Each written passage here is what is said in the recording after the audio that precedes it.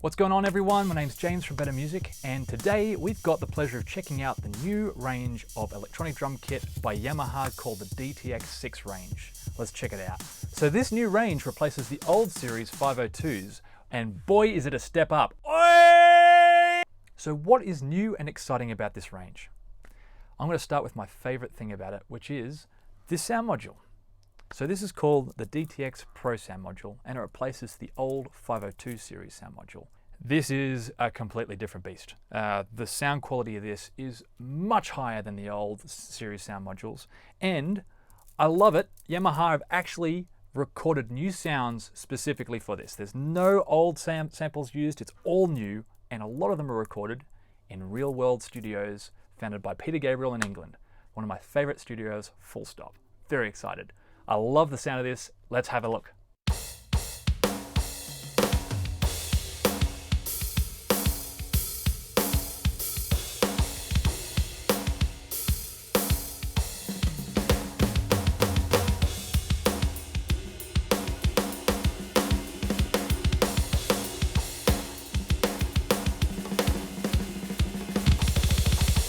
New for the K2 and the K3 is the RS6 rack system.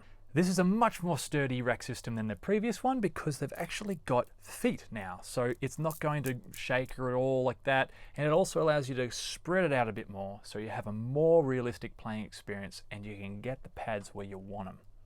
I also like that they've changed the position of the sound module, which is usually off to the left, and it's completely out of the way now to the right. I really like it over here. Another welcome addition to the K2 and K3 is the new kick tower, which is called the KP90. Now this kick tower feels great. It actually feels more like a bass drum pedal. It absorbs the impact quite nicely, so it doesn't have that hard feeling where it comes back up your leg. Bigger playing surface, so you can easily fit a double pedal, which is good for me. And once you play around with the sensitivity on the back, it's actually very responsive. And as usual, it comes with an extra input, so you can add an extra cymbal or an extra pad or whatever you want to do. What we hope to see in the future would be firmware upgrades, which will further the potential of the already great sound module, app support on iOS and Android, and hopefully a touch app like their 402 Touch series and the 502 Touch series apps.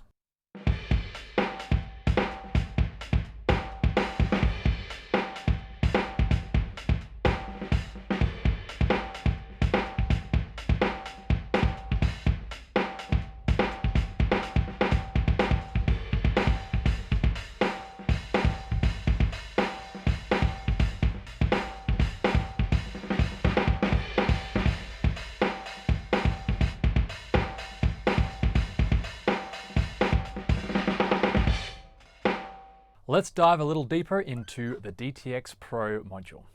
So what you're going to see on the front is, under the kit modifier section, 3 knobs. One called ambience, the second called compression, and the third an effect. So let's hear how they affect, say, a snare drum sample. So this is completely dry, nothing up at all. Now let's check some ambience in there. You can really hear how that room is starting to be accentuated, and it sounds really natural. So let's just turn the ambience off and let's try compression. So again, dry. Let's compress it. Yeah, it starts sounding nice and squished.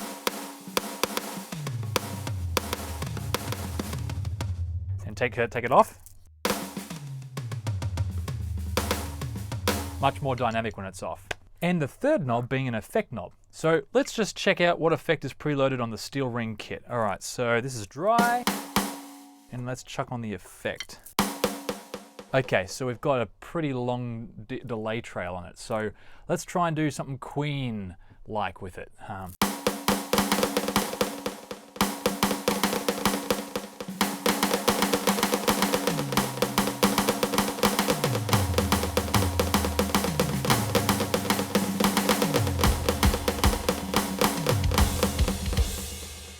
On the front side of the sound module, you'll find the headphone input as well as the auxiliary input, so you can play along to some music. You can even change the volume of your music in relation to your drums and your click track if you'd like. You can even go in and change the subdivisions of the click track and the tone of the click track as well as the tempo as you would normally think you could do. Let's check out the transient function. So I'm going to hit the snare again, and we're going to listen to how the transient function will affect the sound on the snare. Currently set to 0. Let's crank that up a bit, and we'll crank it up as we turn the dial.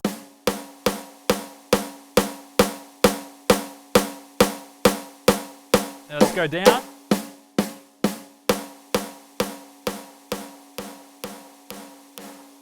Now that's really interesting. You kind of lose that first attack, but you're left with the kind of ambience of the snare afterwards, which I think is quite a cool effect, actually, which might be interesting to use in a song. That sounds, yeah, it sounds cool. So that was at -26. Let's crank it up back to normal again. And there we go. That's the transient shaper.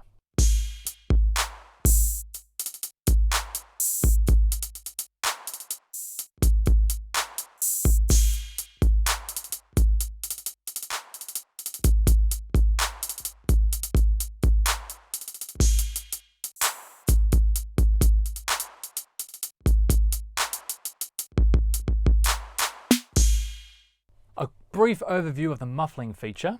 All you need to do is you've got your kit ready, you've got your drum that you want to muffle selected by just hitting it, and you hit this button here called instrument. It goes into your tuning of the drum as well as the muffling. So let's just hear how the muffle affects the snare.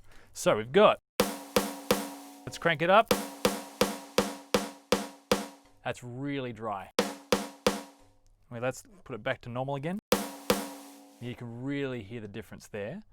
Let's try tuning the snare and see what that sounds like.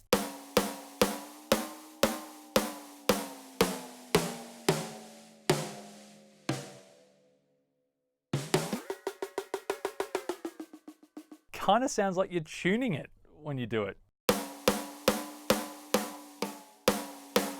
Like you would an actual acoustic drum. It's kind of cool. There is an EQ that you can apply on individual drums as well as the headphone output, which I quite like because it means that you can kind of customize the output of everything summed together to suit your headphones. I can see this module being used as a triggering module for live drummers for acoustic kits as well, because it's so easy to load in your own samples and affect all this on the fly.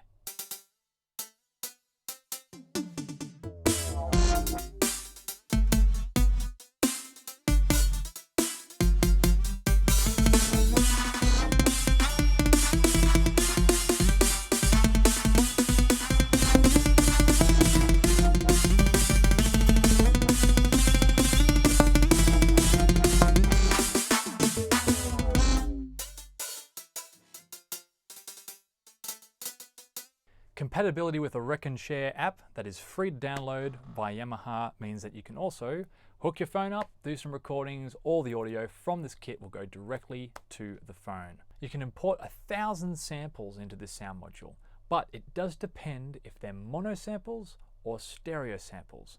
But the quality you can import is WAV, which is good high quality. When you connect it to your computer to start recording some sick beats, the sample rate and bit rate are 44.1 and 16-bit, which may be able to change through a firmware upgrade down the path. And then you're ready to rock and roll with the free software it comes with called Cubase AI. And to top it all off, you've got an extra input, number 14, that you can choose to do with what you will.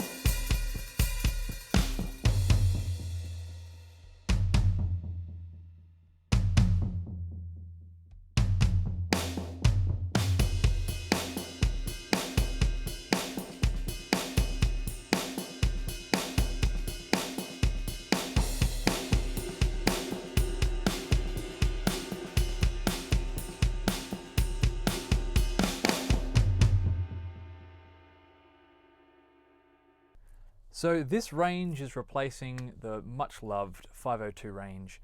One of my favorite Yamaha drum kits ever was in that range, called the 532, and I did a video ages ago about that. This is definitely a step up. The sound module's great. I love the layout. I love the extra features. But the thing I think I like the most is the sounds. The upgraded sounds are really enjoyable to play. They inspire me to play particular different ways. Having the rack system set up a bit more spacious and being a bit more secure is something that really attracts me as well. And the new kick tower is great for double pedal, feels nice to play, and look forward to being able to demonstrate this kit for lots of different people in the shop for years to come.